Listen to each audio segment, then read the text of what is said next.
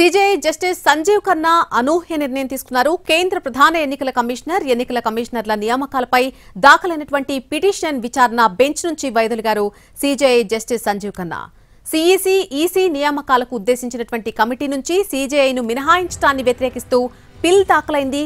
Section 7 అమలుపై stay విధించాలని NGO సహా ఇతర సంస్థలు ఈ పిటిషన్ వేశాయి. ఈ petition CJI justice Sanjiv Khanna, justice Sanjay Kumar ధర్మాసనం ముందు విచారణకొచ్చింది.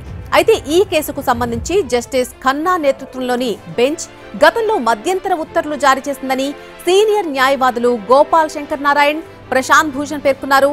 ఈ క్రమంలోనే వాదనలు ఇప్పుడు వినలేను అంటూ బెంచ్ నుంచి వైదొలిగారు सीजेआई. శీతాకాల విరామం తర్వాత ఈ కేసులను తదుపరి బెంచ్ విచారిస్తుందని స్పష్టం చేశారు. ఈలోగా స్పందన తెలియజేయాలని కేంద్ర ప్రభుత్వాన్ని ఎన్జీఓలను ఆదేశించారు.